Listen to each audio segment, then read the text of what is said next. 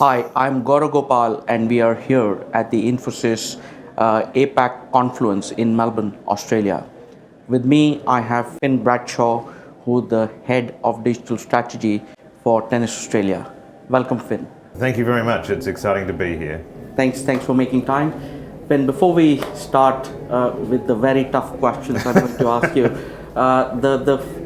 it'll be great if you could talk about just your career summary and your current role at Tennis Australia. Sure.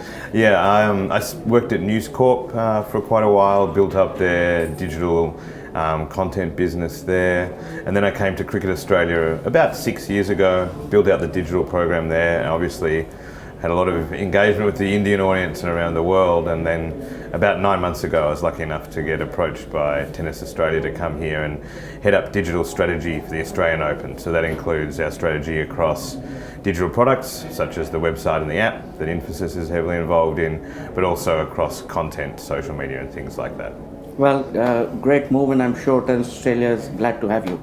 Look, digital technologies in a very profound way is making a significant impact to the sporting experience across the world, and this is for players, for coaches, for fans, and very importantly event organizers like yourselves. So over the next few minutes we'll just have a quick chat around how are some of these technologies around data, AI, 5G, IoT and so forth making an impact to sport. So to start with, I'll pick data and AI. If you could talk through what impact it is making to sport in general and probably Tennis Australia.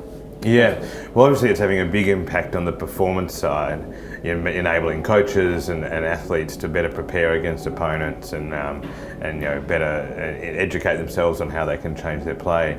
But for sort of my side, where we really look at the fan experience, the two big drivers for data and AI is enabling fans to get a greater insight into the moments that really drive the outcome of a match. Particularly something like tennis, it's probably lagged some other sports in the data capability space for quite a while. And then something like AI that obviously allows you to run a lot of models. And for us, one of the areas that's really interesting for us is to be able to create highlights super quickly. This year we were sort of setting a benchmark to be able to get highlights published and live within 5 minutes at the end of the match. And you can't do that if you've got, without some sort of AI capability in that space.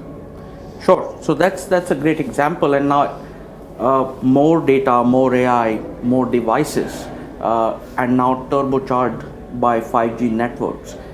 What difference do you reckon 5G would make to sporting experiences? I think it's going to have an incredible impact on the whole industry around consumption of sport, particularly. If you look at the traditional way people have been delivered sports highlights, through TV broadcasters, well, the same companies will probably still be producing the content, but the way users engage with that, the trend worldwide, people want to watch what they want to watch when they want to watch it. That's not going to change. The only thing at the moment is that the viewing experience is still not as good as you get from a more traditional sort of cable TV. 5G changes that, and so then all of a sudden the quality of the pictures you're going to get in, but also that you can get multiple feeds in, all of that becomes very possible, let alone thinking about the sort of computing and things like that you can put behind it.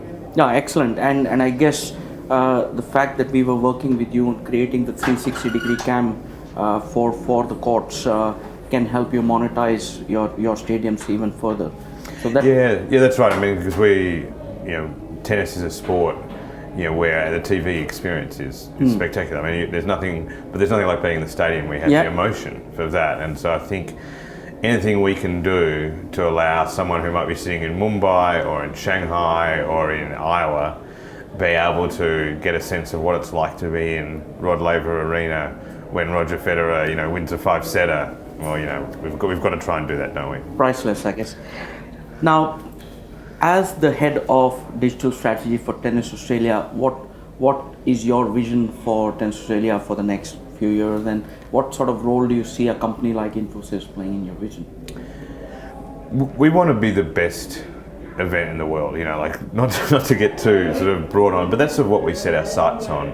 And so if you look at what we provide in the precinct for our families, for music lovers, for tennis lovers, for food lovers, we provide really a world-class experience. And the challenge on digital is twofold on that. Is one, how can we take that experience to the world and make the AO brand synonymous with world-class experiences? And then secondly, how can we use technology to make the on-site experience better? Seamless is the word you probably want to use. And so, this year we started that with the app that we built with Infosys, where it included like an interactive map so that people could find their way around the precinct, and we were seeing something around in the order of 4,000 to 5,000 completed journeys on that map each day, which far exceeded our expectations. So it's great. It shows that people who before might not have known where a certain food outlet they wanted to go and eat at, where it was, they could find that easily. So the next one is then, what are the other friction points for people when they come to an event? And how can digital help remove those? Excellent. So we'll be glad to see all the data come out of this event to deliver a much better event next year. Thank you for that. Now, lastly, Infosys is celebrating 20 years of our presence this year in Australia. Any message for Infosys?